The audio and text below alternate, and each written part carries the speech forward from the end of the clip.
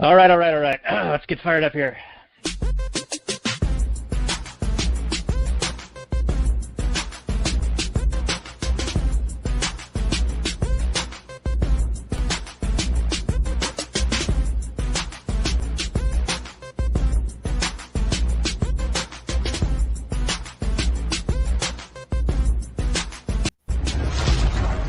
Maximum freedom.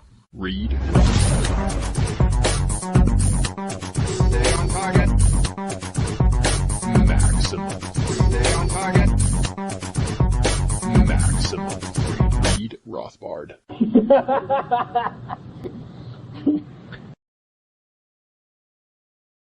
Well, hello and welcome to the Actual Anarchy Podcast, the podcast where we talk about movies from a Rothbardian, Anarcho-Capitalist perspective. My name is Daniel Elwood, and my co-host is Robert Johnson, and we're going to be talking about Police Story. This is what a police story looks like. To follow the chant, this is what a police state looks like. It is also what a police state looks like as we are all locked in our homes and having a virtual meeting, maintaining social distancing and all of that due to the pandemic that is affecting us globally, and everyone's in a hysteric panic buying all the toilet paper. I've been checking daily, multiple times a day, to try to buy toilet paper on Costco.com, and to no avail thus far. This is episode 174 of the show. Find the show notes more at actualanarchy.com/174. Let's check in with Robert, whose entrepreneurial efforts have been derailed, at least damaged irreparably at this point. Robert, how are things on the ground where you sit in the restaurant biz?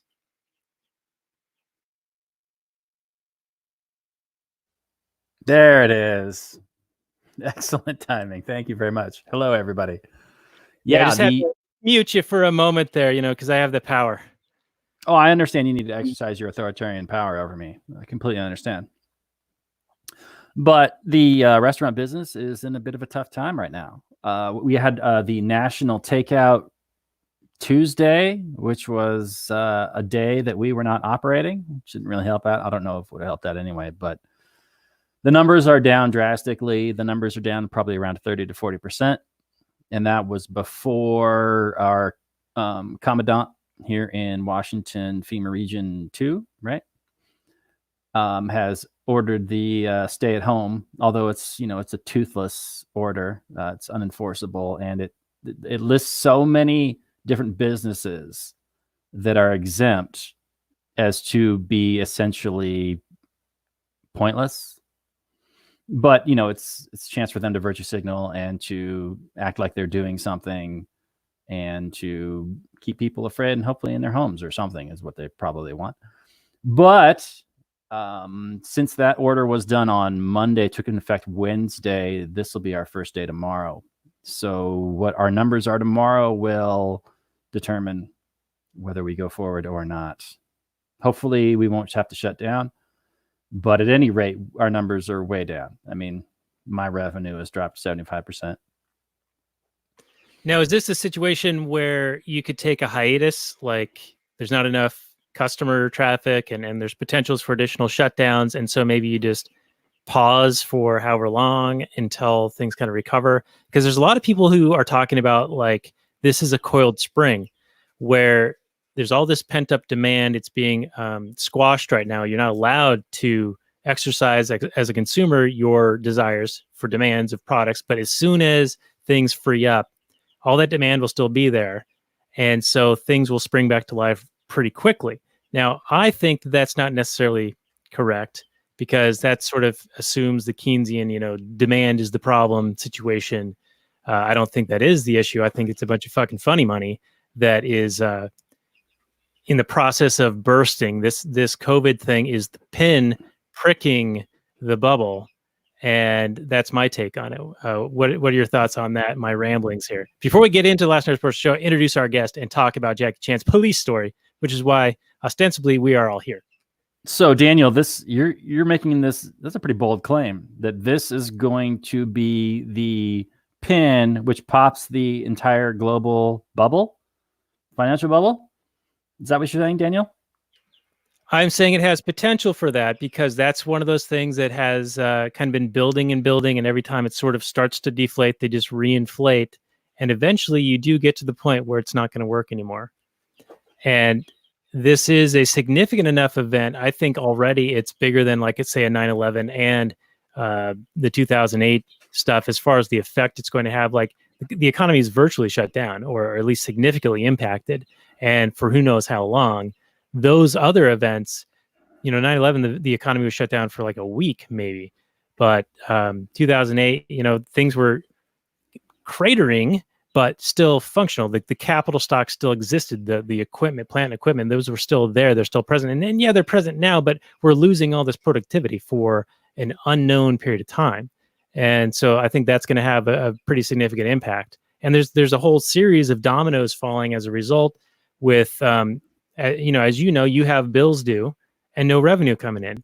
People have rents due, no revenue coming in. People have mortgages due, no revenue coming in. Those types of situations. And I just don't see how printing a bunch of $1,200 checks is really going to fix that problem. Meanwhile, giving, billions and billions of dollars to all these pork belly type things, NASA and big corporations and banks and whatnot. I don't mean to derail and side rail all of this. We should get into this movie. But yeah, bold claims. Bold claims. Bold claims. Well, I thought it mainly had to do with people finally not wanting to buy government debt, right? And then not buying the bonds. And then they lose faith in the government's ability to pay those bonds back. Then things really take a turn for the worst. I like what you were saying, but I don't know if all that screams bubble popping from what you said. Like, well, total collapse. I'm just going to weather the storm either way. I mean, I hope it recovers. You never leave your house. Exactly. So it's no different to me. But, the thing that is different to me is how do you even know if anything happened? Exactly. Everything is the same. Everything's the same to me. I never leave anyway. But anyway, we should get into our guest and the last narrative portion of the show. So we will do that right about now. The Funk Soul Brothers.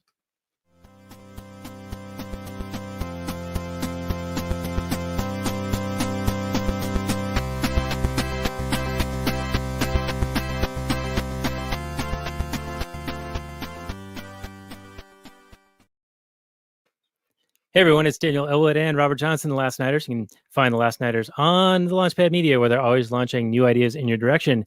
This is going to be episode 117 of the show, lastnighters.com/117. And we're going to be talking about Jackie Chan's Police Story with our special guest. This movie, we get kind of a view of Hong Kong in the 80s, back when the police had quaint levels of authority, which is sharply contrasted with today's jackbooted tactics of late that have stifled protest and dissent. And we have invited Shaine Scalph of HAPA Supremacy, also, that's their Facebook page, and their podcast and everything else is called What's HAPAning, to discuss this movie, this action classic. And this was a favorite. This is why this was selected. Welcome to the show, Shaine. We enjoy having you on already. We've had a bunch of pre-show content available for our Patreon supporters. You can hit us up at lastnighters.com/Patreon to get a piece of that.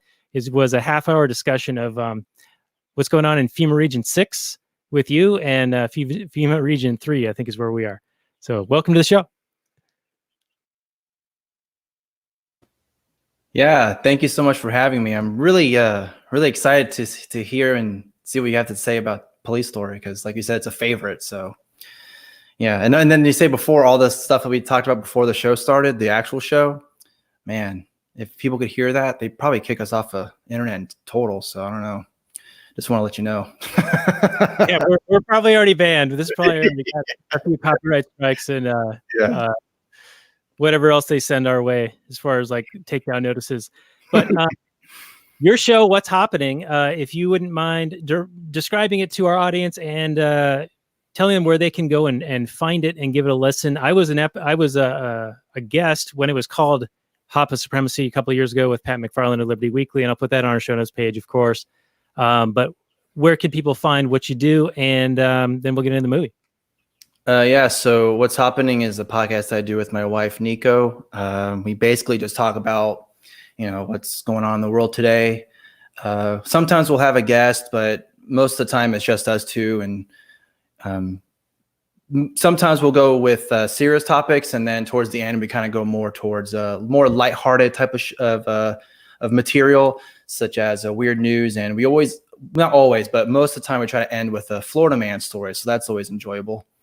But you can find the What's Happening podcast on pretty much any podcatcher, iTunes, Spotify, Stitcher. And then also the Simplecast is where the What's Happening podcast is. That's the main page for it. And then, as you said, you were a guest of ours back when it was the HAPA Supremacy days on our YouTube channel. It's now just called What's Happening, but back in the day it was HAPA Supremacy. But we've also had guests like Scott Horton, Dave Smith, Eric July. We've had Lauren Chen. I know it's not ANCAP, but we had Lauren Chen. We've had Tim Poole on once before, and those are the Pete Quinones, or back in the day it was Mance Raider. So we've had him on too. But we had a whole bunch of guests there. So if you guys want to, because it's crazy, because we did get some comments sometimes about, they'd be like, how did you get Dave Smith on when the main people's quality of their video is like a potato? So that was a good joke, I thought. I don't know. Yeah, I mean, we'd love to get him on, but we're just hoping to get good enough to like have people actually want to be on. I appreciate that you're on. Apparently, we've attained that level of quality, and one of our listeners right now had said that they now see another podcast to check out. So you've got at least one more listener already. Oh, sweet. Oh, Doc Brown. Oh man, that's a classic right there. We have to go back to the future. Yeah, my kids love, they watch the British Baking Show, and one of the opening scenes was them making a version of Back to the Future. And it was like this first season, or the first episode of season 8, I want to say. And so whenever you would finish like season 9, it would go back to 8. And so they would see that little scene a dozen times or more. And they love it. So they actually play that. They get in our car and go, let's go Back to the Future. The kids. So kids are fun. Yeah. That's pretty cool. So how we start off the show, and thank you again for being on, and we'll have links to your show and everything. We start with the Google description, and I will read that off, and then we will get Robert's reaction. I see him furiously pounding some food in the background there, so I'm going to try to buy him some time, a little bit of time. Or, better yet, I'll go to Shaine. You first for the reaction, so that we'll let Robert have his. You're mentioning it's a cooking show. I'm eating some food. I'm going to talk about it. Yeah, that's fair enough. Fair enough. This is, like I said, Shaine, this is a high quality show. Yeah, we are very polished. Everything. This is all scripted, by the way. This is not ad-libbed at all. Wow. All right. So, Police Story, PG-13, came out in 1985. It's an action/comedy film, 1 hour and 45 minutes, or 46 minutes. 7.6 IMDb, 92% Rotten Tomatoes, 78% Metacritic, 90% of Google users like it. The description reads, an honest Hong Kong cop protecting a Triad boss's girlfriend turned informer finds himself framed for the murder of a dirty cop and going on the run. The movie mixes slapstick and wild stunts and features some painful outtakes during the final credits. The initial release was December 14, 1985 in Hong Kong. The director is the man himself, Jackie Chan. He also sang the theme song. So he's multi-talented guy here, Jackie Chan. Box office of $22.22 million US dollars. It was in Chinese and Cantonese and in a terrible English dub that I had to actually change from English to Cantonese and then turn on the words so I could see what was going on, because the English translation and then what the words that were on screen were not matching up. So I was like, whoa, this is too much, man. What's going on? So the initial review that I see here is it's a fantastic action featuring Chan in his pomp, are slightly let down by comic overkill. So they think he maybe played it up a little bit too slapsticky. And we have a comment that says honest cop, LOL. I don't disagree with that. But Shaine, your reaction to the Google description, and also why you selected this for this particular discussion. Well, for my reaction to that, the description, I think that's a pretty good description. Yeah, and then for the honest cop, it's pretty funny. But I chose it mainly because, it's funny. I didn't even think about the whole police state thing, but then, when you're kind of tying everything together, I'm like, man, this guy knows what he's talking about. Wow. It's crazy. Like, I didn't even think about that. I don't know. Maybe I just wasn't even, especially with nowadays, like you said, with the whole, virus thing that's happening right now. But for me personally, I've always been a Jackie Chan's fan, especially his movies. And Police Story was, I had seen other movies of his before. Like Rumble in the Bronx was the first one that kind of made me go, holy crap, this guy is someone I need to keep my eye on in terms of, seeing more of his movies. And then when I saw Police Story, I was like, okay, that's it. This guy is my favorite action star. And I always compare any action movie that I see to Police Story. And I don't know if that's fair to other people, but for me, that's just how I go because, like you were saying before, there was someone that said that they're playing too much on the slapstick, or Jackie Chan did, since he's a director. And I can kind of see that because there's that, I don't know if you'll mention this or not later on, or after I'm done talking. But there's that part where, he brings the witness lady to his apartment, and his girlfriend and some other people are throwing him a surprise party. And, she sees him with this lady, and she's like, what's going on? I have a birthday cake. So what she does, she just throws the cake onto his face. And that happens quite a lot in the film, if I can recall.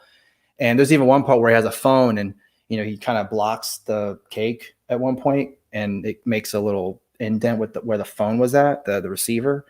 So, I'm not 100% in terms of my Chinese comedy history and how it goes, but from what I can tell, it's very slapstick and it's very physical comedy. So for them, for the Chinese audience, that's probably really funny and like highbrow, very good type of stuff. Maybe for an American audience, it's not like, especially nowadays, you see a lot of these comedies are quote unquote smart, and I don't know. But that's kind of just my initial reaction to all that and why I chose the film. All right, very good. And yeah, just a little bit of my reaction to that. I think Rumble in the Bronx was like his first kind of breakthrough in the U.S. But I think for a lot of people, it was really with Chris Tucker in what was that called? Rush Hour 1, and 2, then and Shanghai 3. Noon. Yeah, Shanghai Noon. With Owen Wilson. Yep. And I was reading a little bit about the history of Jackie Chan and this particular movie, and a lot of people were viewing Jackie Chan as the next Bruce Lee, because Bruce Lee, of course, tragically died young, and he was very, he was very, he was portrayed as very intense, and very rigid. Jeet Kune Do, I'm probably saying that wrong, but very particular and very skillful in his fighting. And so Jackie purposely went the other way. He was like very much more fluid, or more kind of off balance. Like Drunken Master was kind of like one of the models that he sort of went after. And then the slapstick he put in to kind of contrast with Bruce Lee. And I think that was a conscious effort to like be different than Bruce Lee rather than emulate him. Mm-hmm. But I did think that this was kind of fun to watch, because he's doing all these stunts. Like, that's Jackie doing this. He's kind of famous for doing that. And of course, you see the outtakes at the end where he like breaks his clavicle and ruptures his kidney and all this stuff. Like, he's had so many injuries, man. I was reading about it. And he said recently, he's 65 now, that he can't do this stuff anymore. He needs to take care of his body. But I think that a lot of the stunts now, because they were practical, you were sort of limited by what you could actually do in physical space. And now films are so much different, so much more CGI, so much more wire work and all that stuff, that this doesn't stand out anymore when you watch it in retrospect. So it kind of like loses a little bit of its luster. But I can imagine back in the 80s, this was like, holy shit, this is awesome. What is he doing, But Robert, let's go to you for your reaction to all the nonsense I said, the great stuff Shaine said, and the Google description, which is either nonsense or great. I can't tell. Yeah, so you're right. This movie's stunts do they look a bit quaint. They look a bit dated. They look like the best they could do in 1984 with the budget that they had. But not to say that they don't look terrible. But there's definitely, I mean, was the slide pole in the mall scene so amazing that they had to show it 3 times? Was it so like blowing your mind that you just had to see it again and again and again? Yes. Okay. Fair enough. He actually he broke his hip on that one or something like that. That was a significant stunt. It was like 3 floors he went down. Oh yeah, I know he really did it. It was a weird director's choice to show it 3 times. Anyway, I was a big Jackie Chan fan, just like Shaine. And Rumble in the Bronx I remember hearing some buzz about Rumble in the Bronx because I was a martial arts fan back in the 80s for sure. I mean, Jean-Claude Van Damme, I watched all the action movies with Schwarzenegger and Stallone and, everybody, just big Bruce Lee fan. So when I watched Rumble in the Bronx, I was like, this guy's incredible. And then he's got the charm, he's so self-efficacious. Am I even saying that word right? Self-deprecating. Thank you. That's fine. Making fun of himself a little bit. He's like funny and demure or whatever. Yeah, and I think he does it better later on. I think this is him at like peak silliness. Like, I mean, there's one scene where he's moonwalking some cow shit off his shoe. It's like ridiculous. Yeah. Super ridiculous. Well, and Shaine brought up the cakes. Like, how many cakes did they have? 3 or 4 cakes, for one guy's birthday? Something like that, yeah. Yeah. So, but then there's the whole plot, and the plot's actually damn good. Like a lot of movies back in the 80s, it was just like, how do we get an excuse for all the action scenes? And a lot of the martial arts films back in the day were kind of like that. And I will say that this movie falls down at the end because it makes no sense for them to be fighting in this mall when anyway, we can maybe get into the weeds in that maybe, but the film itself like starts simple enough and it's from one bit to the next. You got this whole scene in the favela where Jackie's got a task with get the evil capitalist drug dealer guy, and he's captures him. And then you got this surprisingly well-written court scene with this lawyer who's making these surprisingly really good arguments to get the guy off. Like if I was in the jury box listening to this guy's arguments, I'm like, yeah, he's making some strong points there. Maybe he was just afraid for his life and that's why he gave Jackie the money. I don't know. Yeah, there's 80 buses that go by. How do you know that's the one? Yeah. How do you know? So yeah, those were sections surprisingly well written for what I expected. I expected just some kind of a slapstick kung fu movie, and it turned out to be a pretty decent plot-driven story. So I was kudos. Yeah, it's funny that you mentioned that a lot of kung fu karate movies are just enough plot to get it to the next action scene. That's sort of sounds like how porn is made. Like there's just enough to get you to the next sex scene. Well, that's what you're there for. I mean, when you're writing a movie to appeal to teenage boys, and all you're really trying to do is showcase the cool martial arts moves that you've come up with for the next movie.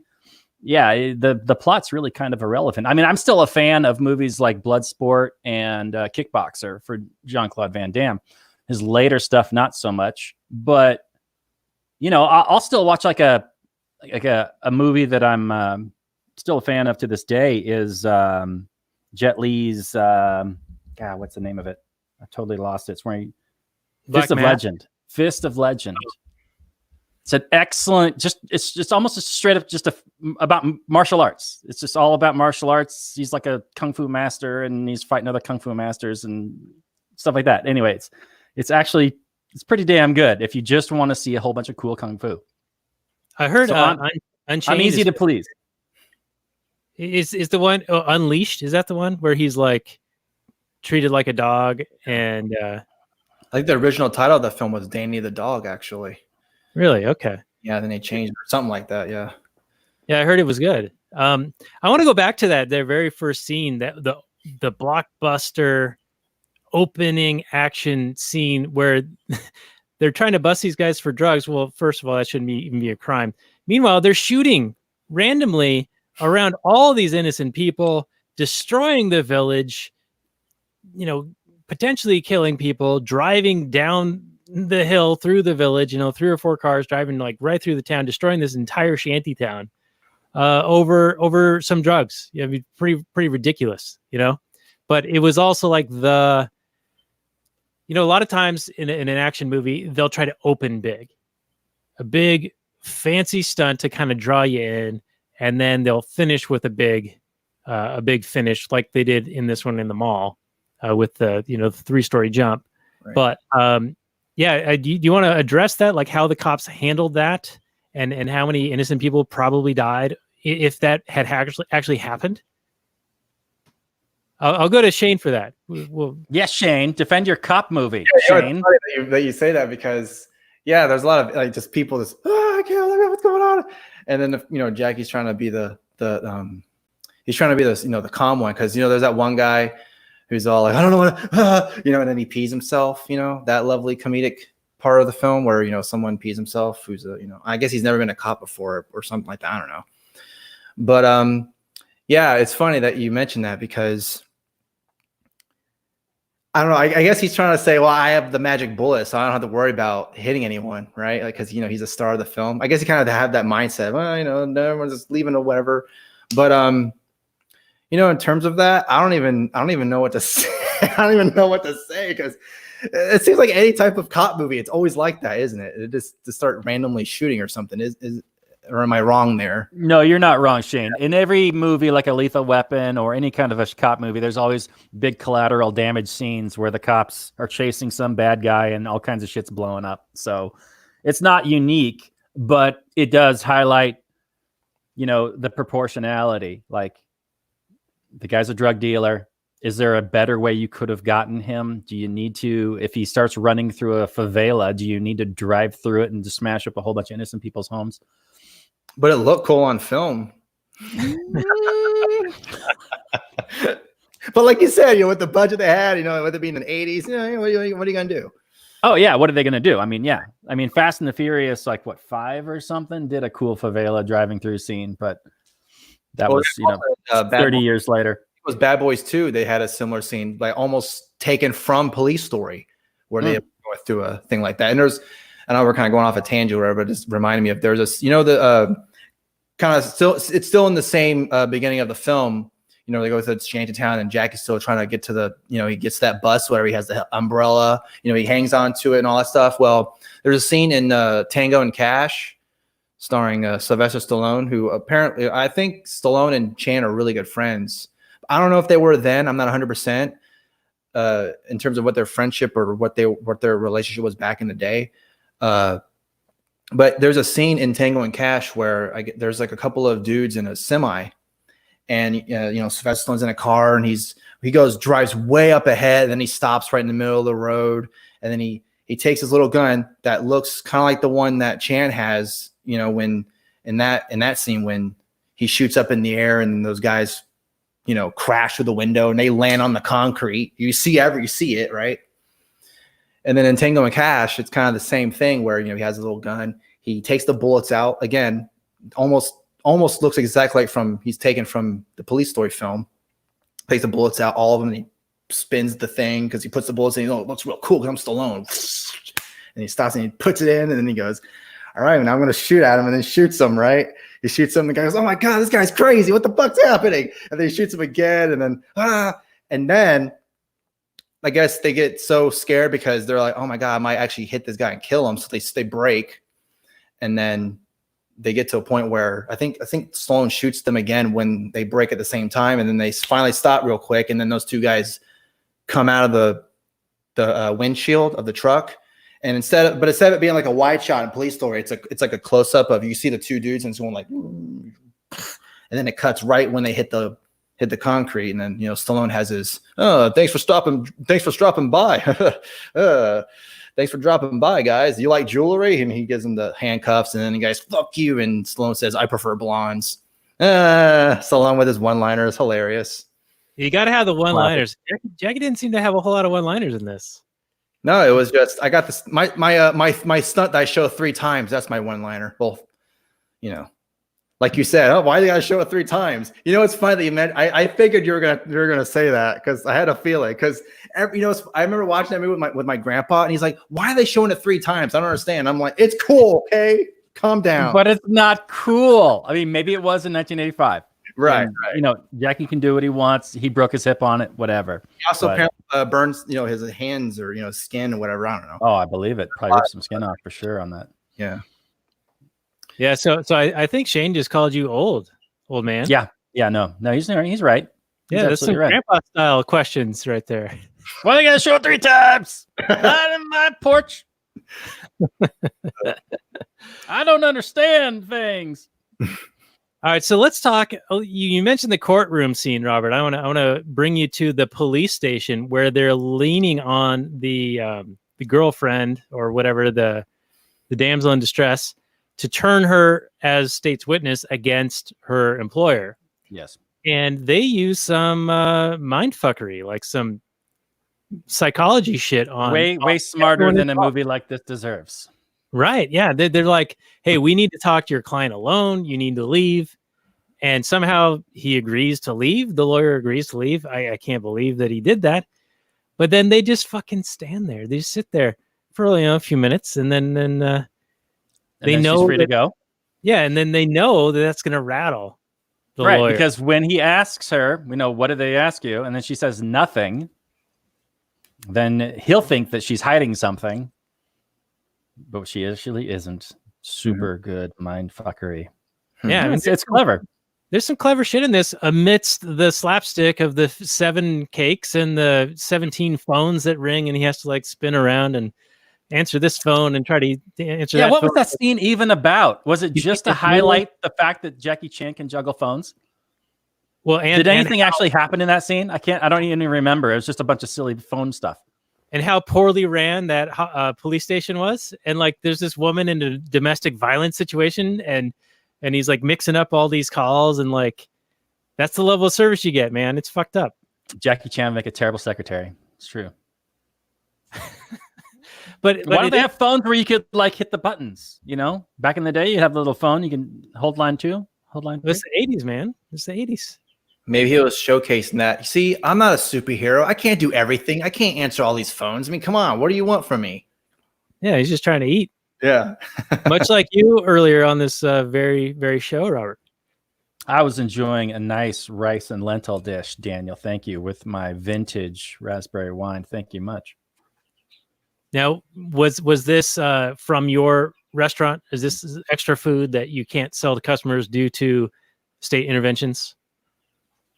No, we do Thai food. This was not Thai food at all. This was an Indian thing that my uncle made. All right. Well, that has nothing to do with this movie, but absolutely fuck all to do. I don't know why you're bringing it up, but that's all right. I just want the audience to know we're real people. We're just trying to really. We put our pants on our heads too. Okay, boots and pants, whatever. So anyway, yeah, this was interesting, and then they lean on her to flip her against her will, against her employer, and she doesn't want to, but they position it in such a way to where her boss is threatened by her now, and there actually is a hit put out on her, which Jackie in this film fucking lies about. He's trying to justify his existence to her by having his cop buddy break in and threaten to murder her. In that weird scene. And when you don't know that's the cop buddy, you're watching and you're like, this is corny, man. He's choreographically not stabbing her when he easily could. And so it kind of took me out of it because I didn't know that was what was going on. I just thought, this is fucking corny, man. But then you realize what it is, and then it sort of makes sense. But it's you almost needed to establish that maybe a little bit differently to make it more effective. Granted, you do want to feel like she's actually in danger. So I don't know how better to do it, but maybe make it look more like she was actually in danger to present that she's actually in danger, you know? Like make it more real, really real threatening looking, I guess. Yeah, I don't know. It's kind of a goofy scene. There's a lot of goofy scenes in this movie. This movie goes back and forth between serious and goofy. It juggles all kinds of different like themes and vibes and just feels. And I don't know if it's always doing it. I think there's some lost in translation stuff too. Clearly, right. I think this probably hit like Hong Kong audiences really, really hard back in 1985. Less so much me in 2020. So it's hard to fault it for that.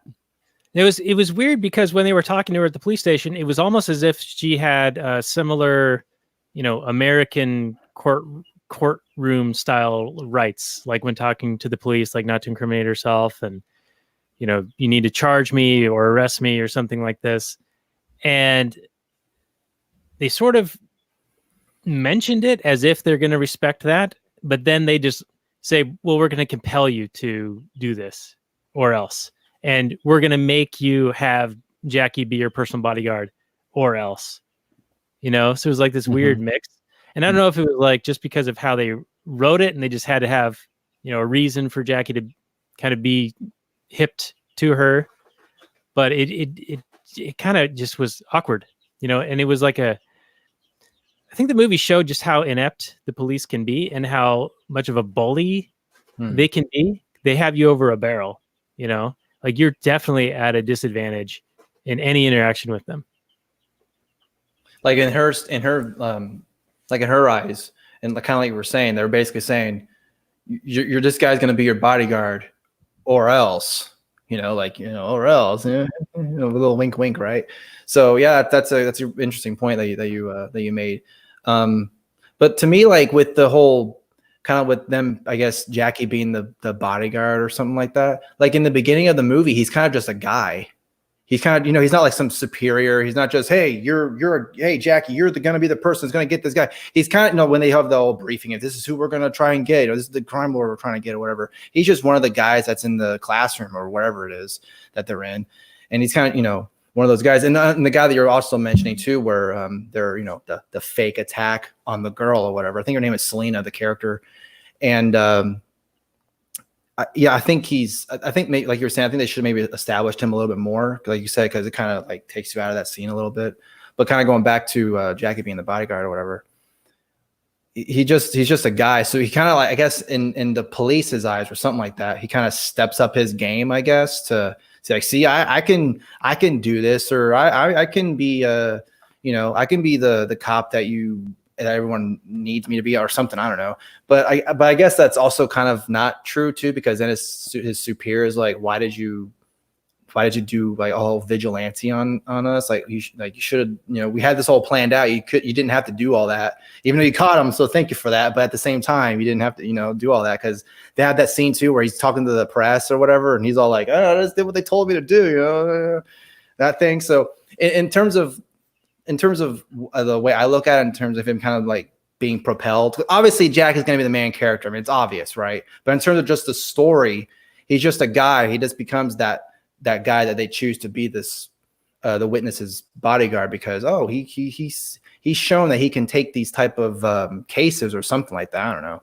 So they kind of just choose him to be that guy or something. I don't know if that makes any sense. Anything I just said, kind of, No, it does make sense. And it makes me think like, maybe they should have established that Jackie's like a rookie cop or new to this particular force, and he's like an unknown quantity to them. And he establishes his abilities during this bust. Right. Because yeah, you're right. It is kind of back and forth. Like he does something amazing, but then they're kind of mad at him about it. But then he tries to like defer to, it's a team effort. It's due to the planning of the commissioner and all this junk. And then they sort of like saddle him with this assignment of being her bodyguard. But then later on, they're treating him in the media's eyes as super cop. They're getting these promo photos taken and billboard and recruitment posters and all this stuff. And so it's a little bit like maybe it is lost in translation a little, because it's as if they're sort of like playing both sides of it without picking a side. Yeah, there's definitely some of that for sure. And when you were talking about him, like the promotional and stuff like that, the theme song, if I remember correctly, I'm pretty sure, but the theme song was actually used in like police to recruit people. That song was used for a while, and also I guess his picture with and them taking that picture. I think that was used for promotional photos too for the police or something. I mean, I don't know. Maybe I don't know if this is all like this whole thing was just, hey Jackie, can you make a movie where we need some cops? We're losing this movie. But I don't know. I mean, I don't know. I just funded this film. Yeah, it's sort of like how Top Gun was, to get more Navy pilots. Yeah, because I don't think there was a movie like this at the time, in Hong Kong, especially in their film industry. I don't think there was like there wasn't like a police kung fu type of film. It was all period pieces. I mean, the movie he did before this was like, he did Project A. He had Wheels on Meals that he did too. I think that was before. I'm like screwing my timeline or whatever. But I know Project A was before this, so it was still more the period type of stuff, and so yeah, I don't know. But it would be kind of interesting if this was actually funded by the police back in the day. That'd be kind of funny.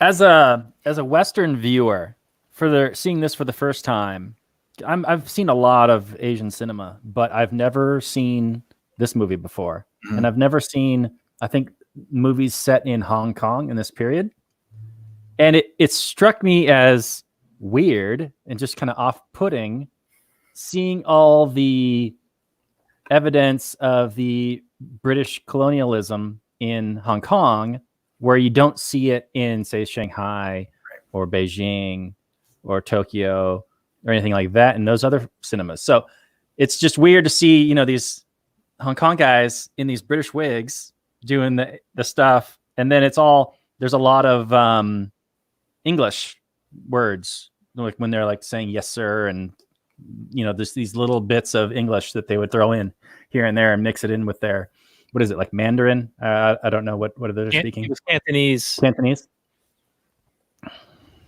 But did that strike you as a little bit odd, Daniel? I mean, it was weird for me. Yeah, it was. But knowing a little bit of the history, that it was a British possession until I think 97, and then it went back to China.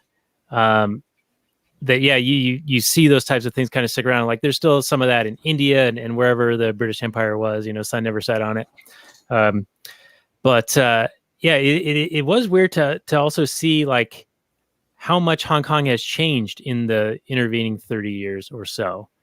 Because now you see Hong Kong is like totally modern, industrialized, and I imagine it was like compared to the rest of Asia at the time or the rest of that area, like China. That this was very much the major city in the area because it was westernized and more free than the alternatives at the time. And there was a video game that I played a couple of years ago called Sleeping Dogs, and it's based in Hong Kong. And so it felt like I could like almost recognize some of the little areas from that video game from 10 years ago. Yeah. It's interesting too with with Rush Hour being the kind of the movie we were mentioning before. That was like the big film for Jackie, and when you teamed with Chris Tucker. But that was a plot point was during that time because it was in '97. I think it was set when, like you said, Hong Kong was going to go back to being to China. And that was a plot point in Rush Hour. So that's kind of interesting. Or I think the main villain or something was part of that. Oh yeah, well congratulations China on getting Hong Kong back or something like that. Yeah, and interesting plot point in this one is I think the gang that the drug gang in this is the Triads. Of course, that's the famous gang in Hong Kong. Jackie himself was involved with the Triads. Like he left his prior production company that he had a contract with due to Triad interference of getting him out of that contract, and that's how he got into whatever this production company was, Golden Harvest or whatever. Golden Golden Harvest. So he was with another group before this, but then the Triad got him out of that. So he had some kind of fishy connections way back in the day, apparently. Yeah, that's not new. The mafia interfering with entertainment. They like money. I like money. money. Money. So Shaine, now that we've beat this up a little bit, defend it a little bit. Like, what pushback do you have from what we've said so far? Have we shaken your confidence at all, or have we hardened you in your steadfastness of loving Jackie Chan and this particular movie? Well, I mean, I guess for for Robert, who he's never seen the movie before, so for a first-time viewer, it's always interesting to especially with a movie like this, kind of hear what someone like him has to say in terms of a first-time viewer. So I can definitely understand in terms of the too much of the goofiness, and then kind of going back and forth with the serious tone versus the goofy tone. But I do think, and I know you've mentioned this before too, where there's some just loss of translation or whatever, where I'm sure back in the day when this came out, it was a big hit because it won. I'm sure for you guys, it'll probably be a surprise, or maybe not. I don't know, but they have this Hong Kong Film Awards that they do. It's kind of like the Oscars, but it's the Hong Kong version, I guess. And Police Story won Best Film. So take that however you want. But it also won, Best Action Choreography, because unlike here in Hollywood, there's no stunt category in an Oscar. But their whole livelihood, or most of the livelihood, is stunts. So it won Best Action Choreography. So just like for me, I've always looked at it as just a pure action film, I guess. I never really I guess I kind of glossed over the goofiness because some of it hits and some of it doesn't. And I guess it kind of depends on my mood, because I always enjoy whenever he gets hit in the face with that cake and that phone, that shape of the phone on his face. It always makes me crack up. I mean, I'm sorry. I just look at it and I go, I don't know how much they thought, oh man, this be great. This is going to be great. It's going to be a 10 out of 10 comedy. Here we go. And it has that like, Three Stooges type of thing, going on. And again, if you like that type of comedy, you're going to love this movie. And if not, you're just going to be like, I don't know what is going on. I don't like it at all, So yeah. And there's a lot of scenes where Jackie's like totally making shit up, like his character is, like he says he's answering the phone and talking to his girlfriend, but she's actually standing behind him, and he's playing this conversation as if to impress Selena, Mm-hmm. And he did that another time or two or something in this, and it's like, he's like intentionally going out of his way to make him look better than he actually is in the eyes of whoever is watching him, and it's sort of like when he was trying to justify his existence for being her bodyguard, so he had to have her life be threatened, and then he was trying to justify like how he treated his actual girlfriend to try to impress this new girl. And then when she and this was a little confusing to me, like she discovered that he was lying to her, so then she made very suggestive comments to him and kind of got him to go along with it. And then like shot him down and was like, well, I'm gonna go sleep in your bed, you're gonna sleep on the couch, and then she disappears, and then the court that tape gets played in court, right? Yeah, and that tape gets played in court, which I don't know how that would even be admissible, like, and how it was just that was weird. And of course, once it's played in court, you can totally hear it one way. Mm-hmm. And this was intentional, of course. Right. When you saw the scene, it's like, okay, you kind of know what's going on, that she's playing him up and whatever. But when they played in court, of course, everyone's going to hear that as this was an actual thing, that a sultry situation happened, and it's kind of embarrassing or whatever. And I guess that's comedy. Maybe a little bit of that. Did that hit for you, Daniel? Were you chuckling to yourself? I saw what they were trying to do. It wasn't terrible. I appreciate that there was a setup and then a payoff in a way that I didn't anticipate. It didn't make me laugh, but I appreciated the cleverness of it. And there was a lot of scenes in this movie that I was like that. I was like, I appreciate you actually put quite a bit of thought into this script, which is kind of just why it disappointed me towards the end when they're like, okay, we're going to have this big action kung fu scene in this mall. How do we get to this mall? We got all these characters. We got a cop. We got Selena, this informant.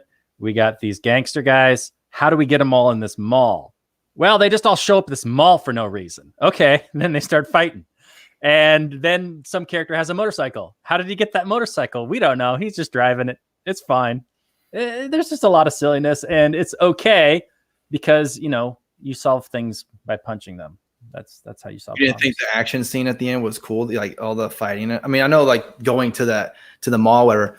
I could, maybe I'm wrong, but I thought someone's like office was there or something, but maybe I'm thinking of something else. But you didn't think the ending action was like amazing?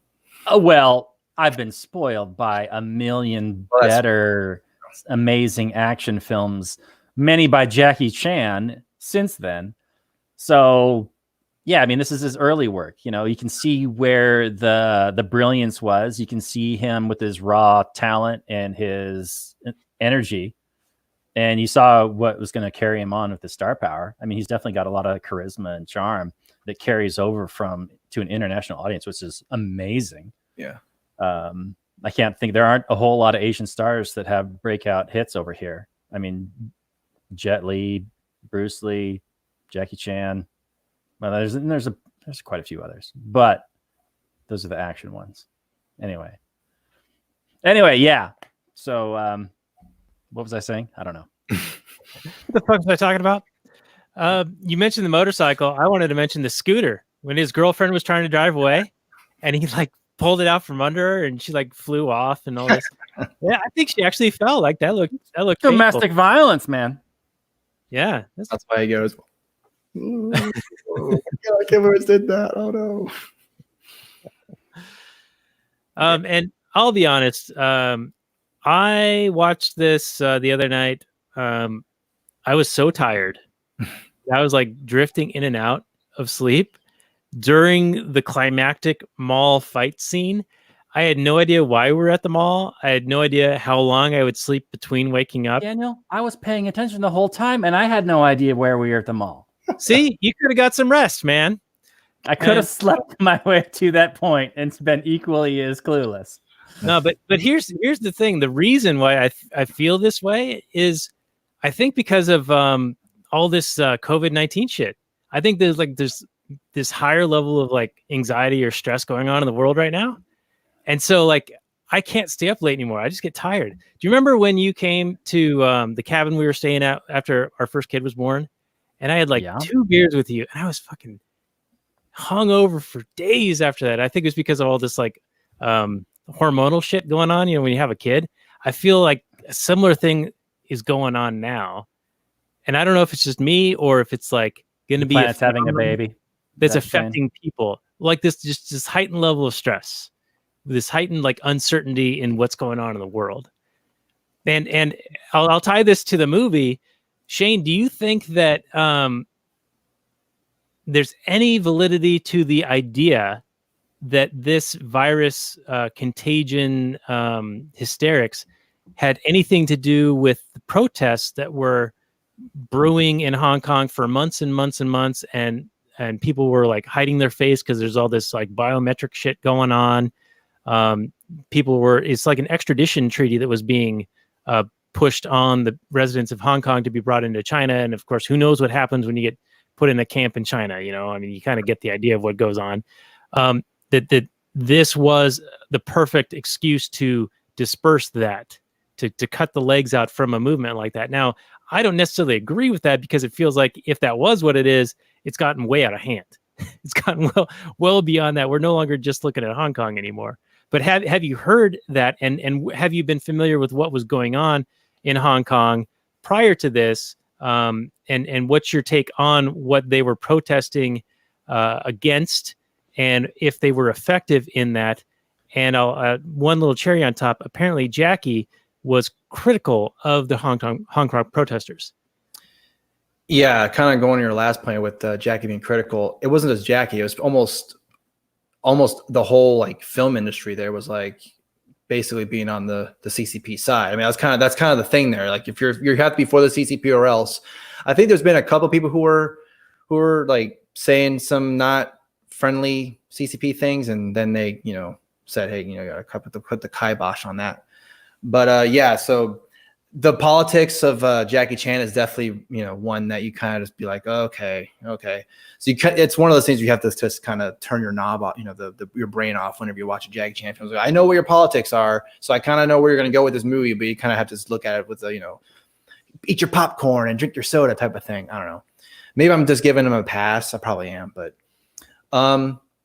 anyway, with the Hong Kong protesters and all that, I haven't really heard a connection in terms of the whole COVID-19 and the Hong Kong protesters, but it is an interesting, that is pretty interesting that you mentioned that, because I mean, as far as I know, the protests were, I'm pretty sure they were doing some good, they were doing, like you're saying with the extradition bill or whatever. I probably said that word wrong, but just the amount of people that were doing all that, protesting, and then the government saying, okay, we got to do something about this or whatever. But I was also kind of seeing that the U.S. government was involved. And, when I was reading into some of that and how the CIA and I guess like even Ted Cruz or some other U.S. politicians were traveling there when that was all happening. And I was just like, that's kind of weird, and I can't exactly remember the timeline of it. I think it was, I don't remember exactly, but I don't know, maybe Ted Cruz needs to be tested because it's possible. Maybe, maybe he's got the coronavirus or something. But yeah, so that is an interesting tidbit about that. But I don't know. It's pretty interesting because Hong Kong has always been seen, from I guess from a U.S. standpoint as the basin of quote unquote democracy, or just a more free China, I suppose, because it's kind of like with Taiwan. Taiwan's kind of seen as, it's still China still considers Taiwan as part of it, as part of its own, or whatever, but Taiwan doesn't.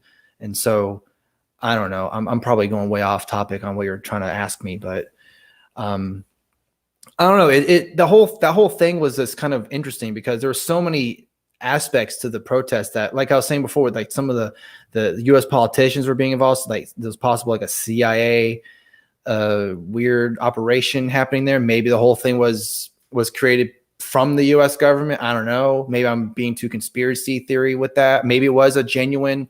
The Hong Kong people were very genuine. Like, this is not good because, one of our own is being captured for no reason. So I don't know.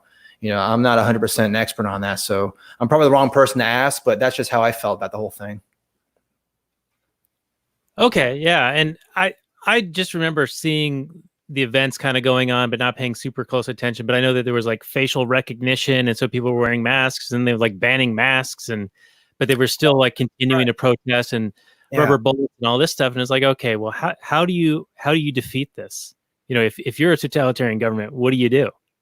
And yeah, their government there is just, it's ridiculous. I mean, I don't even know, like, without what, because people complain about our media here in America, how, the corporate press is just, anti-Trump, or you're either you're MSNBC, CNN, you hate Trump, or you're Fox News, Trump is the greatest person ever who ever lived and he's God or something like that.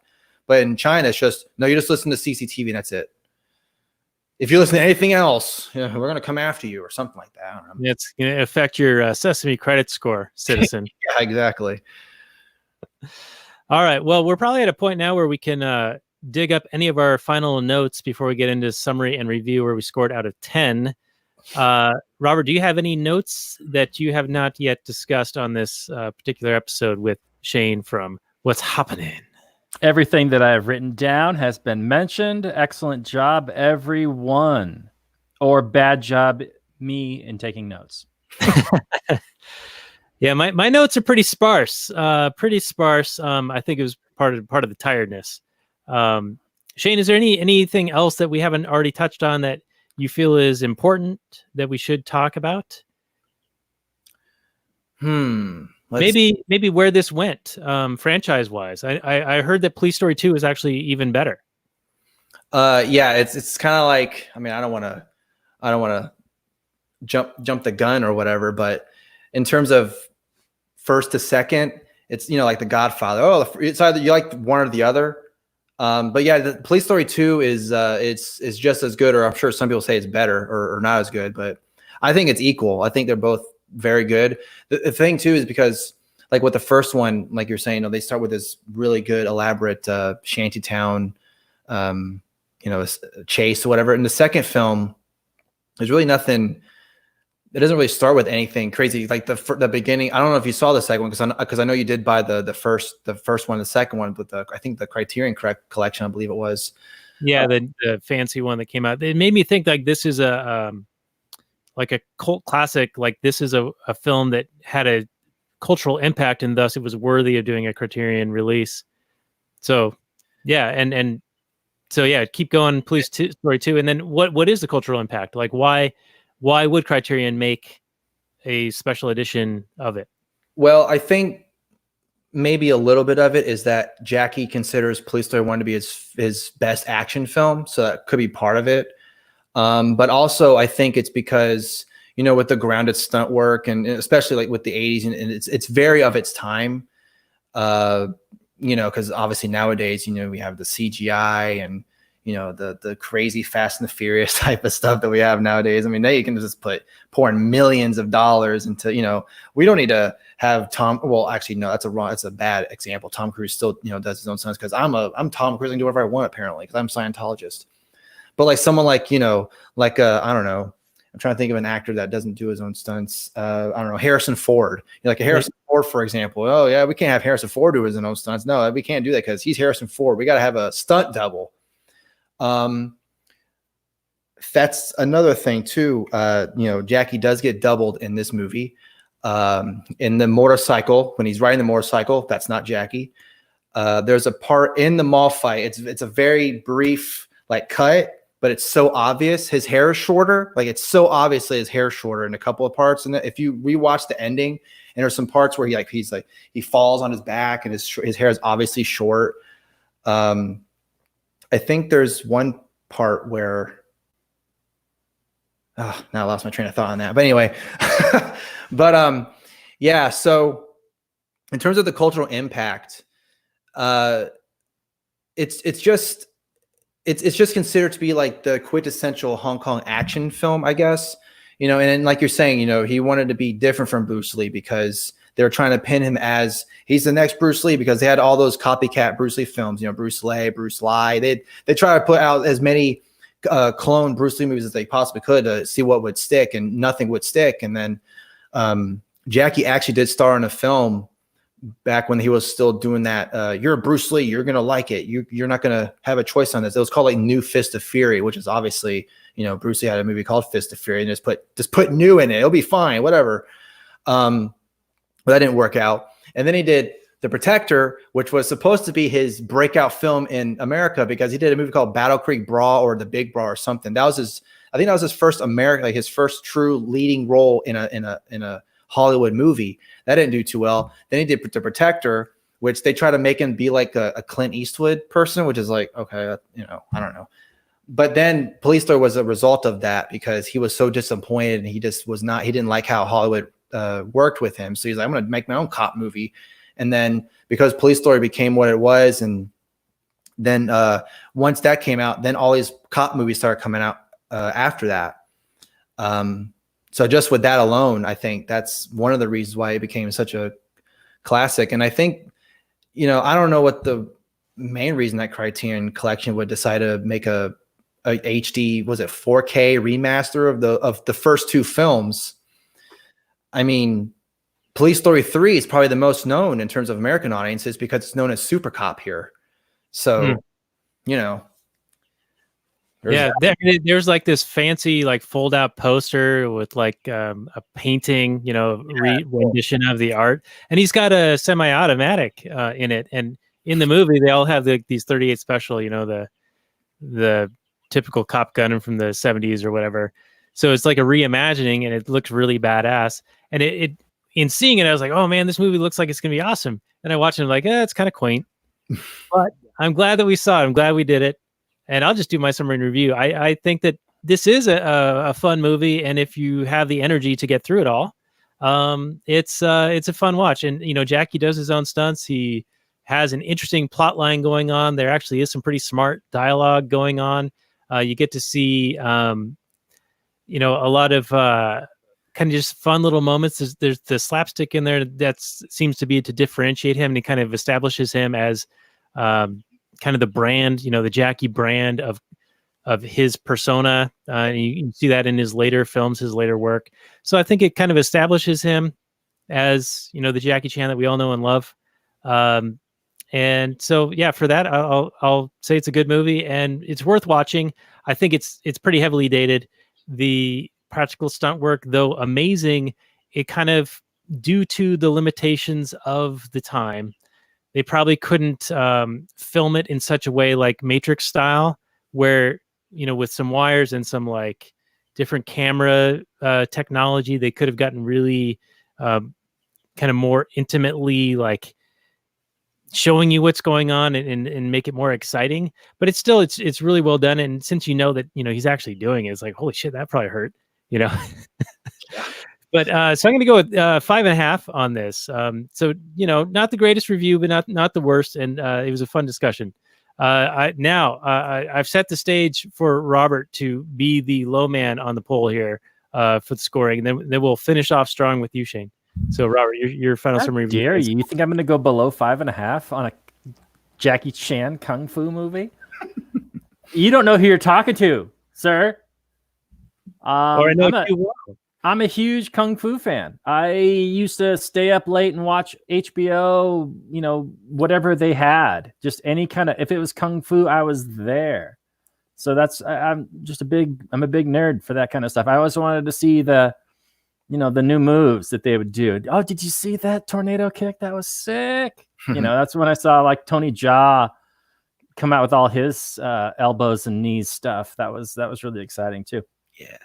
But anyway, Police Story. I think they perfected. I think this is an early work by Jackie. I think he got better as he aged. Not now, but when he hit his prime in like the late 90s, early 2000s, I think he was prime Jackie. I think it's a little bit awkward when he goes from a serious crime drama movie to Three Stooges and then back to serious crime drama movie. It was just off-putting to me. Like, it took me out of the film. Like, I understand he's kind of a goofy guy, and I, like Daniel was saying, it's his brand, and I agree with that. But there are more subtle ways to mix the two things together. I think you got your chocolate in my peanut butter, and then peanut butter in my chocolate, and it's a little bit off-putting for my Western eyeballs. So I can't, obviously, and if I was a Hong Kong kid in 1985, I'd probably be eating this up with a spoon and laughing along with everybody else in the theater. Yeah, you. But these Gaijin eyeballs in 2020, it's a little bit like, watching something you don't identify with. When I get the action, I get the drama, I get the story, but then the comedy is like, what? So that it just wasn't for me, and that's fine. It doesn't have to be. It's not for everybody. So for me though, but I can't give it lower than a 5.5, and that's just scandalous. No, this movie is way too well done, except for the final part. Story wise, just the cleverness. You can't go below a 6.5. It's between a 6.5 and a 7. So it's like a 6.7. It's not Jackie's best work. I appreciate that it's his favorite. And I expected a whole lot more kung fu. There's really only like 2 main kung fu scenes, maybe 3, that I can even remember. I mean, there's the bus scene, then there's the scene where they're attacked in the alleyway, and then there's the finale. Yeah. But in between all that, it's like pretty decent written drama. And I'm like, okay, this is good. I didn't expect such good writing. And there's probably still a whole bunch being lost in translation. So yeah, 6.7. Go see it. Good stuff. All right, I'm not used to being the hater on this. So, Shaine, maybe we've turned you. Maybe you'll be the hater on this. What's your final summary review and score out of 10, please? Well, I mean, it's not fair because, I mean, this is my favorite Jackie film. So, I mean, if I gave it anything less than a 10, I would consider myself a, a hater or something. I don't know. But in terms of like going from serious to comedic, I can definitely get someone who's not used to that, like, that type of style or whatever. I can understand not just you, Robert, but anyone who's never seen it before, who just kind of goes into it fresh and they go, wait, what? First they go from, being demeaning to the lady, and then all of a sudden a pie to the guy's face, and something like that, so, but if you want something more, that's more serious drama and it's still more of a cop film and it stars Jackie Chan, then I would suggest Crime Story. Cause that's like Police Story, but it's pretty much all the serious stuff, but it stars Jackie Chan. So if you want more of that type of thing, then I would suggest that. And it was interesting that, Robert, that you said that Chan's peak was late 90s, early 2000s. Am I correct? Is that what you said? For me, yeah, that was his Rush Hour / Shanghai Nights period. That's interesting that you say that, because that was when he was peak Hollywood. In terms of action star. Yeah, in terms of like international recognition, that's for sure his number one time. For me though, I think just from his 80s to early 90s stuff to me is my personal favorite of his, because I think he started to kind of, once he did Drunken Master 2, that was like his swan song. Like I still got it, but after this, I'm probably not going to be able to do something like this ever again. And he hasn't done really anything that crazy in terms of just pure martial arts film, or just pure action, because that movie has a ton of action and, interspersed with some of the drama and comedy that's in that film. But sticking with Police Story, I mean, regardless of everything that has been said from you two in terms of, the serious to comedy going back and forth, the mall scene not really making any sense other than, we gotta have the cool finale, which, I mean, to me, I watched that finale like once a month or so, and I was like, man, this is crazy. How are you able to do this type of stuff? And I know, like, for you, you say that, well, oh yeah, in 1985 they weren't able to have these type of angles, whatever, and we got Matrix and all that stuff. But for me, it's the perfect action film in terms of just an action, not like plot or anything like that. Just the action itself. I look at Police Story and I always go, my head just explodes every time I see him getting knocked off, and he lands on the floor. And I don't know if you know what I'm talking about, but in the ending of the film where he gets pushed and Jackie, like he goes through this like little wooded, I don't know, it's like really weak looking like barrier or something. He goes through it and then he wakes up, or he gets up, and did you notice that guy on the right side of the screen where he's going like this?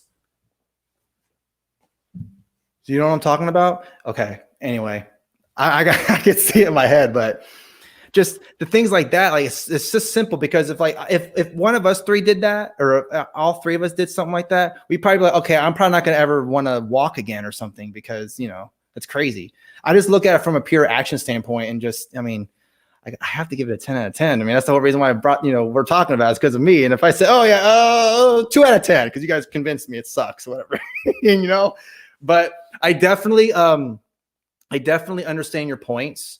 So I'm definitely not just going to, say, screw everything you just said and everything negative. I'm just going to look at it with a blind, with wipers and whatever. But there's definitely some loss in translation for sure. I think the courtroom scenes were good. The beginning is definitely, in terms of just the opening of any film, I think it's really good. It really kind of, okay, we're going to, this is going to be good. We're going to get into this. All right, cool. And then because for me, maybe because I don't know a whole lot about Kung Fu as much as you do, Robert. But for me, I don't even think a whole lot of kung fu was done. It's just for him, oh, I'm gonna push this guy through a car door and it's gonna fall off the car. That's not Definitely, yeah. Jackie Chan movies are never about technique and cool style moves. It's more about interacting with the environment, and yeah, exactly. And then how much damage the hero takes, and he perseveres, and that sort of thing. Yeah, and for that, like if we ever, in a future time, we talk about Police Story 2, it's like you thought he took a beating in the first one. In the second film, holy Jesus Christ, man, that guy gets an ass whooping at the end of the film. Jackie Chan, I mean, Jesus. And then he's like, oh my God, he still wins? Damn. Talk about perseverance. Holy shit. But yeah, and if we want to talk about Police Story 2 at a future time, I'm totally there. We can talk about all the Police Story films. I mean, Jesus. But because the first two really go hand in hand, and then 3 and 4 kind of go hand in hand because they're directed by Stanley Tong, the same guy. And then 5 and 6 are just in name only, really, because the 5th one's New Police Story. 6 of them? Yeah, there's 6 of them. The 5th one's New Police Story, and then the 6th one's like Police Story 2013 or Police Story Lockdown. I don't know. I watched that Lockdown film, and I'm just like, this is by far the worst. How many did Jackie do? Just the first 3? No, he did all 6 of them. He's in all of them. Oh. But it just in terms of like, partnering or whatever, the first 2 obviously kind of go hand in hand because the second one takes place about a little like after the first one. And then 3, he's with Michelle Yeoh. Of course, Super Cop, as it's known in America and international. And then 4 is Jackie Chan's First Strike. That's what it's known as. But it's actually the 4th Police Story film. But yeah, But yeah. For my score, 10 out of 10. I'm sorry. You have nothing to apologize, sir. Yeah, that's great. You brought it, and I think you defended it pretty well. And I'd love to have you come back and do Police Story 2 and any of the other ones. That'd be awesome. And to the point of peak Jackie Chan, yeah, Robert, I got what you were saying, that was like his Hollywood peak. But Shane, you're probably thinking about his physical peak. I don't think of Jackie Chan as this like super cut, ripped dude. No. I think of it a little bit like maybe a little bit poundy, But the shirtless scene in this, I was like, holy crap, he's that like fit. Because even in this movie, you see him with like these little sweater things on or whatever, and he kind of looks like Jackie Chan. But that one scene, yeah, he's cut. I mean, he's like peak physical form in the 80s and 90s, I think. Yeah, he had to be what, mid-20s in this film?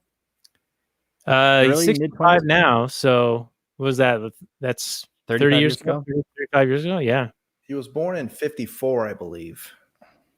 So he was probably in his 30s or so he's 31. 30 something, yeah. Yeah, and as we know, we old men here, it's all downhill from there. You'll get there, Shane. Don't ever grow up. Die young, my friend. Cherish it. But anyway, this is a lot of fun, and we will continue on a little bit longer in our Kathleen Turner Overdrive, available for our Patreon supporters. So go to lastnights.com/Patreon if you're able to stick around for that as well. This is episode 117 of the show. The show notes and more and everything will be on lastnights.com/117. You can also find this on the Launchpad Media. Robert, there are a couple of ways that people can support what we do here. If you wouldn't mind listing them off just real briefly, real quickly. Maybe throw in like a teaser of some sort for something that we might do or promise and then not actually do. That would be good, because then we could like underdeliver. What the hell are you talking about? I am so confused right now. I don't even know what I'm supposed to do. I'll just say that, you can support us by reviewing us on Apple Podcasts. You can subscribe to us. You can support us on Patreon. You could buy a t-shirt at Trubster.com. You could do any of those things and more. You are infinitely more creative, and you can probably think of many other ways to support us, simply by telling a friend, recommending the podcast to anybody who's interested in podcasts. There's a lot of people who are sitting around lately due to these pandemic lockdown stuffs, and they are looking for entertainment. They're finding themselves with more free time, and maybe they're looking to improve themselves. I don't know if you can improve yourself with this podcast. No, definitely not. You could maybe learn a thing or two, but only like accidentally. Yeah, purely accidentally. Yeah. So I don't know if I'd recommend us for, self-improvement, but for maybe a little bit of perverse entertainment, you could do it this way. Okay, and even leave us a hate review. We got one a little while ago. Some left anarchist was like, 1 out of 5 stars. This is not real anarchy. You guys are terrible. You support the free market and voluntary interactions. It's like the worst thing ever. That's me paraphrasing. I'm waiting for libertarianism to be blamed for the pandemic. So it's already happened. It's already happened. Ain't blamed. I mean, come on, you're late to the game there. Yeah, articles. we've already been blamed. Yeah. Caitlin We don't run Johnson- anything though. So how are we to blame? There's a couple of people that tweeted about it. Oh yeah, this whole thing basically proves that libertarianism is dead. Okay, sir. All right, ma'am. Yeah. Crystal Ball put something out that said that this is your libertarian ideal. It's failed.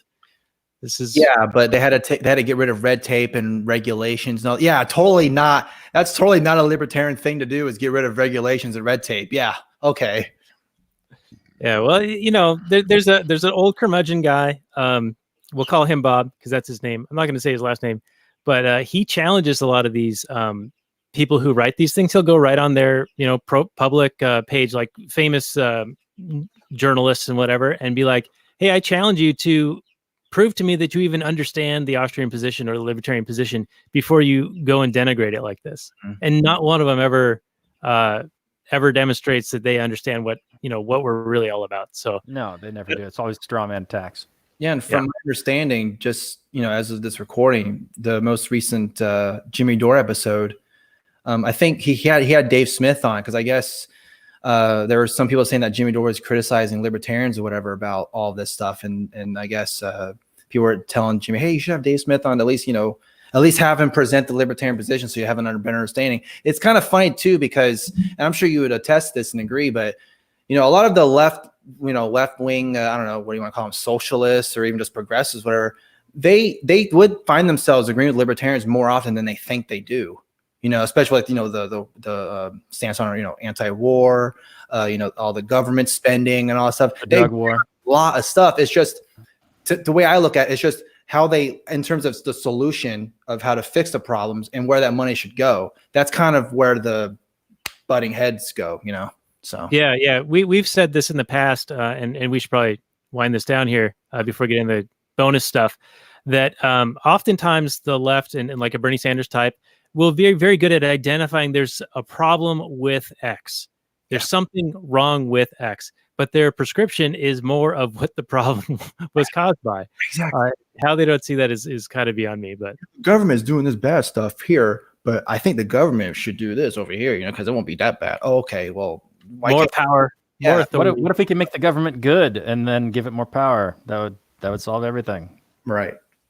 Yeah. Just wait till it's a fully operational battle station. Then we'll see how effective it can be. Let's go. All right, everyone. Well, this has been 117 of Last Nighters. Show notes and more at the URL that you all know. And we'll have links to Shaine's show, What's HAPAning. And do check that out. I'll have my appearance as well on there. And we will see you guys all next week as we, I haven't mentioned this yet, we're going to be hopping on that egalitarian train, Robert. We're going to be talking Snowpiercer with Olof the Anarcho-Viking. The future dystopian train around the world. Yeah, that should be pretty badass. And that's Captain America. Yeah, let's do it.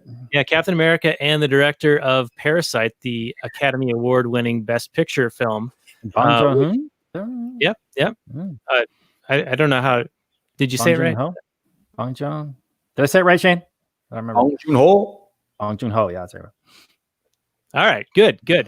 See, Shaine, you're here for a good reason. Tell us how to say the name properly. How do you pronounce this? Blah. Oh, okay. Yeah, cool. Yeah, you just made it up. Anyway, that's great. But anyway, this has been Last Nighters, and we will say good night from last night.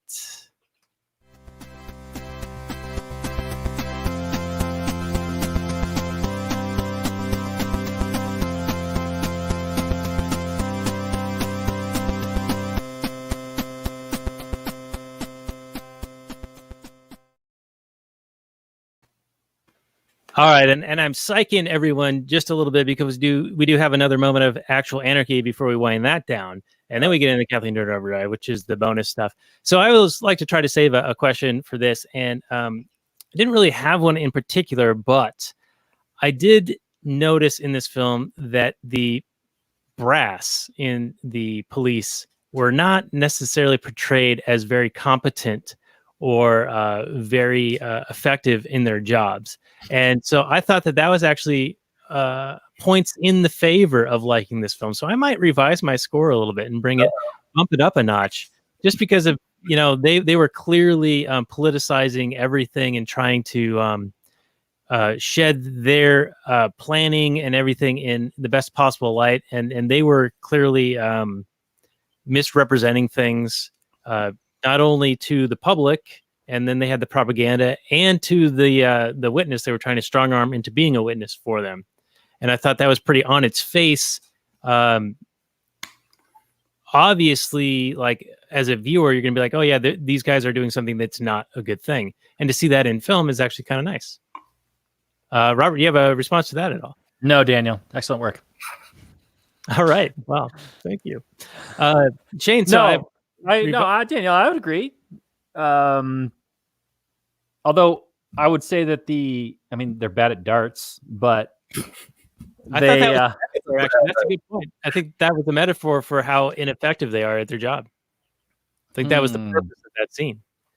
Isn't there always a scene in a cop movie, though, where the good guy goes rogue and the police detective or the sergeant in charge is like, damn you, and you got to do what I say. But in this movie, he like kidnaps the guy. Give me your gun. Yeah, he does that because he knows that no one's gonna, if he takes the superintendent, no one's gonna attack him. We can't kill the superintendent.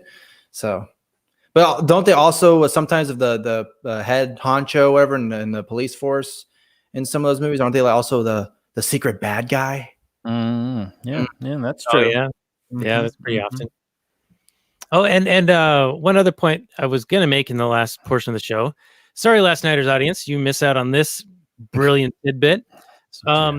That movie or that video game I was talking about, Sleeping Dogs, set in Hong Kong, there is a lot of interaction with the environment.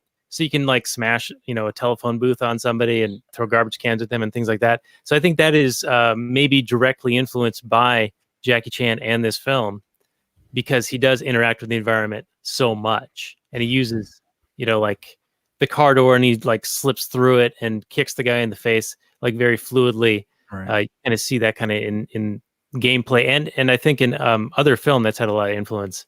And even his he still, or I don't know if he still does, but he has the Jackie Chan stunt company, and so they actually work with other films creating the physical stunts. Yeah, the Jackie Chan stunt team. Yeah.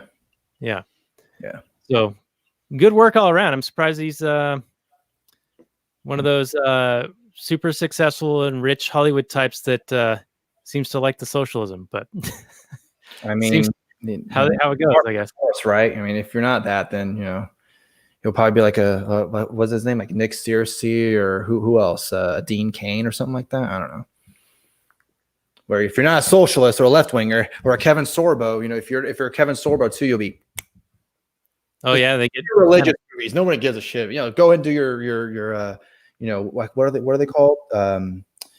Those big religious movies that came out that were they were box office hits, and I can't remember what they're called. Like the Epics? God's Not Dead. That's it. God's Not Dead. Do those movies or something like that. Other than that. Oh, right. Oh, I see what you're saying. Yeah. Well, you also see how Star-Lord got taken. Am I saying what's his name? Chris Pratt. Chris Pratt. Yeah, he posted some hunting or had a wore Don't Tread on Me shirt and it was clearly a white supremacy symbol. Right. White supremacy. Yeah, exactly. Yeah. No, you are a heretic in Hollywood if you go outside the allowable card of opinion. But see, he's Star-Lord, and he's also Owen in Jurassic World. So we can't just take his character out. I mean, I know his politics aren't us, but he's so popular and charismatic, Or I guess even a Tom Cruise too, even though he's not, he's a Scientologist, but I don't really know. He's kind of out there too, I guess, right?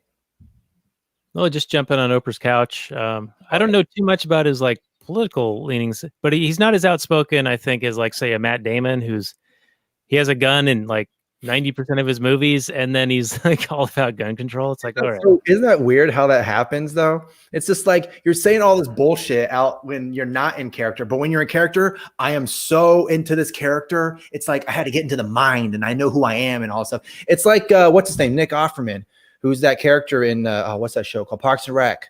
Who's like a libertarian symbol or whatever, but the actor's like complete opposite of that. And you're just like, yeah, Ron Swanson. Your damn character, come on. Ron Swanson has some great lines. Yeah, I know. Yeah, right? he does. One of my favorite Ron Swanson scenes is where he's like barbecuing a pig in the park. The cop comes up to him and he's like, "You got a permit for that?" And he's like, "Yeah, I got my permit right here." And just a little piece of paper and it says, "I do what I want." It's classic. And then you wouldn't think that the actor would be like, I kind of like that mindset, but no, I want government to take over everything and take control of all that stuff. I don't know. I got hoodwinked by an Offerman because I knew of him from Parks and Rec, and so when he had this comedy special that came out, I don't know, a couple of years ago on Netflix, I was like, oh yeah, I'll watch that. It was like American Ham, maybe. Is that what it's called, Robert? Do you remember? And I remember, but I don't like remember 10 minutes, and I was like, oh god. No, he's just Trump insufferable. Sure. Yeah. Hell, you can even like a Joe Rogan. I mean, Jesus Christ, when he was supporting Bernie Sanders, they're all like, can't believe Bernie Sanders is touting Joe Rogan's support. And it's just like, Joe Rogan is almost as like you are. Who gives? Oh, it's because he talked to Ben Shapiro and Milo Yiannopoulos, and he had on Jordan Peterson, and he's friends with those guys, Dave Rubin, and he had Dave Smith. Well, I guess Dave Smith. I mean, as much as I love Dave Smith, I mean, Hollywood doesn't really care about him. I'm sorry, Dave, but he doesn't exist. Yeah. Not yet. Because any libertarian, even though a character like Ron Swanson can be used as comedic purposes, but in terms of real life, what are you, crazy? Well, the left's understanding of libertarianism is the Ron Swanson character. They don't have a deeper understanding of it. Yeah, well, not only that, they'll say, "Oh, you read Atlas Shrugged, right?" It's like, no, that's whatever. I mean, there's a whole strand of. I mean, there's a was it like the Ayn Rand Foundation or something like that, where they all talk about like objectivism and stuff like that. And she was talking shit about libertarians when she was alive. So I don't know. Listen to Michael Malice. He talks shit about libertarians all the time. So I don't know. Yeah, and we like and dislike almost everybody, almost equally. Equal opportunity haters. Right. No, but I do enjoy Dave's show and Malice's stuff. Listen to Woods every once in a while. Watch you guys a little bit. But I mean, other than that, I mean, there's only so much time in the day. I mean, Dave is the main reason that Nico and I are libertarians, or at least we, lean that way for sure. So sometimes, we'll find ourselves being like, I don't know how I would answer that in terms of, a libertarian answer, or what that would be like. And then he comes up with an episode and we go, okay, well, he always puts it in a way where I never even, we're just like, oh, because he just puts it in a way we just never thought of it, before. I don't know. He's always really good at how in terms of presenting a libertarian argument, because he said like layman terms, like with a Tom Woods or a Bob Murphy, obviously, they're very highly educated and they're very smart. But in terms of with like Dave Smith, he kind of puts it in more of a layman's term. So someone like me who's a dummy, I'm like, okay, I get what you're saying, But yeah. That's the thing with Dave. Like, I'll listen to him. I'm like, yeah, I agree with everything he's saying. And in fact, that's almost exactly how I think of it. But I can't articulate it, how he's doing it. Right. And it seems like it's so easy, but it's actually really hard because there's so much nuance sometimes in a lot of this stuff where you have to go down so many rabbit trails to like get to the point, especially when you're like debating with somebody. And then, Woods, I think I find him pretty good with explaining stuff, like not over the top intellectual. But Bob Murphy, as much as I love the guy, I find I have a hard time following some of the stuff he's saying. And I just don't know if it's, I'm a dummy or maybe he's like presenting it at a higher level. Did you listen to the episodes that he did? They were like, they weren't right next to each other. I wish he'd done them like episode 1 and 2 type of thing.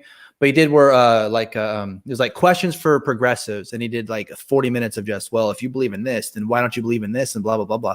And then conservatism, and that was really good too. It's like, well, if you believe in the military, then don't you think that military would be because he's all about all the obviously the Austrian and all that stuff. But yeah, those were, I think he did really good with kind of explaining those because he's questioning other people who aren't libertarians. But yeah, I think in terms of, because he mainly talks about, economics and all that stuff. And, I think you have to really kind of either be really interested in it or just have somewhat of an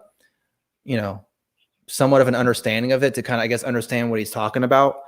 Because, that's why anyone, when they say, oh, well, how'd you learn about economics in a libertarian mindset, was like, well, I listened, I read Economics in One Lesson by Henry Hazlitt. I mean, you'll rarely hear someone say, well, I read Choice by Bob Murphy, because Choice is like the intermediate step. It's like first you read Economics one lesson, and then as you go on, you say, okay, I'll read Choice or whatever. It's not a knock on Bob Murphy. It's just how it is for most people, Yeah. You would agree. Robert, you have that Choice book. I understand that it's a reinterpretation of human action, but in a more digestible format. So if you haven't read it, I'd recommend it. I actually probably want to read it myself to kind of brush up on that stuff. But Bob does definitely have it in him, because those 2 episodes you're talking about, the questions for progressives and questions for conservatives, those are in that format that are more digestible and understandable. Right. And I really enjoy his tactic of like using the argument of the opposing side and their data, and conceding everything they're claiming and still showing that they're wrong. I love that. That's great. Like the Contra Krugman podcast he does. Yeah, yeah. Or the climate change stuff. He's really good with that. Yeah. Because anytime I see someone on my Facebook feed talking about climate change, I'm just, I mean, I don't know if do you guys think climate change is real, or do you think it's fake?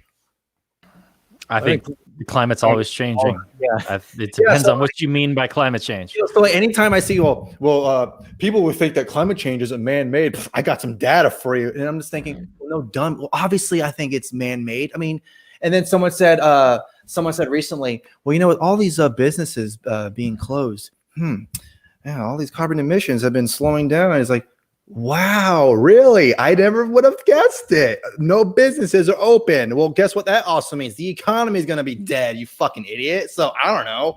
Maybe I'm looking at it the wrong way. I don't know.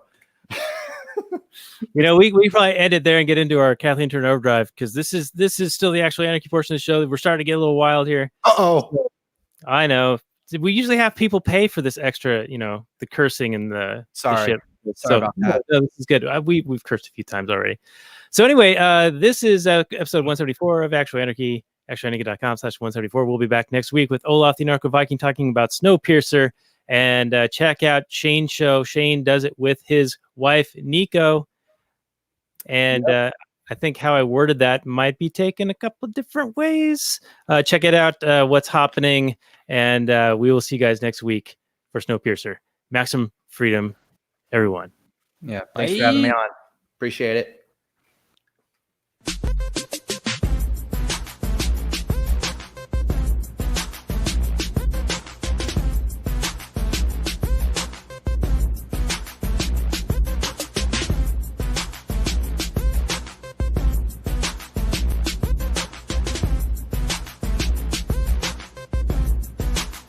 The Chipmunks. CHIPMUNK. We're the Chipmunks. Guaranteed to brighten your day. Do do do do do do do do do do do.